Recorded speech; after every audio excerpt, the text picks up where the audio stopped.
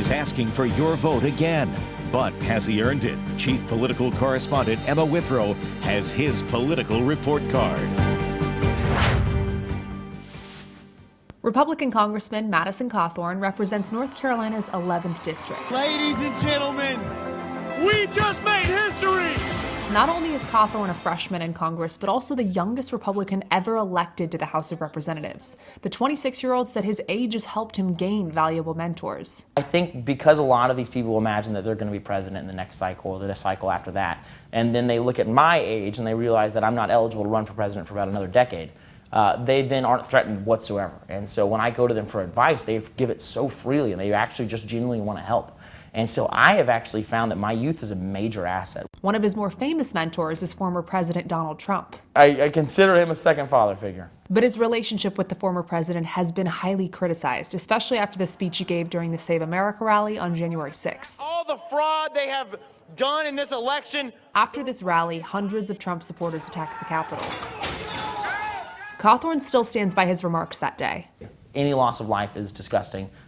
People should not be trespassing inside the Capitol, all of these things. But to say that these people are violent extremists and they're violent terrorists in Washington, D.C., I think is patently false. With such a polarizing start to his time in Congress, has Cawthorn been able to reach across the aisle? A lot of people assume that I'm not able to work with anyone across the aisle. That's absolutely can't be further from the truth. You know, there's several members of the Democratic Party who we talk about, you know, what's going on in space, what's going on with kind of the new cyber world, what's going on with all the new broadband capabilities we're going to have in this country. According to GovTrack, Cawthorn has co-sponsored 30 bills written by Democrats in the 117th Congress, which was slightly less than the average of North Carolina's Republican delegation.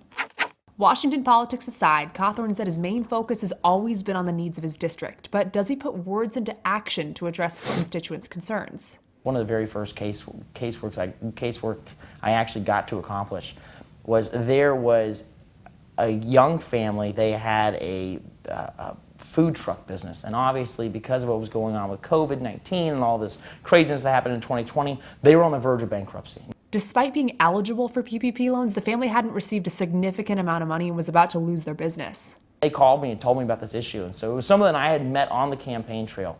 And then getting to realize the power that you're able to wield when you're a member of Congress, just to call one of these agencies and say who you are, then all of a sudden these people realize you sign their paychecks, and so then they work very quickly to resolve the issues that you have for these people. So it really was just an honor to get to save these people's business, to save their home, to really save their future. Cawthorn said his staff has solved more than 900 cases, responded to 7,000 pieces of mail, and has recovered thousands of dollars in grants for his constituents.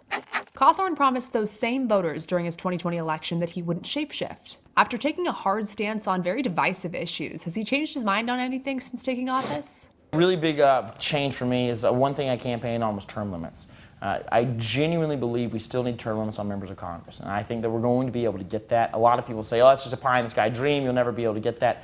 And again, my version of term limits is something that will not be able to help really you or I am. It's going to help the next generation. Though Cawthorn has remained consistent in his stance on the big issues, he took voters by surprise when he decided not to run for re-election in his current district.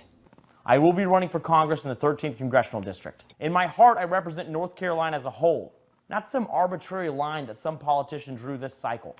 Despite leaving many of his current constituents behind, Cawthorn says his election in the 13th District is what's best for North Carolinians.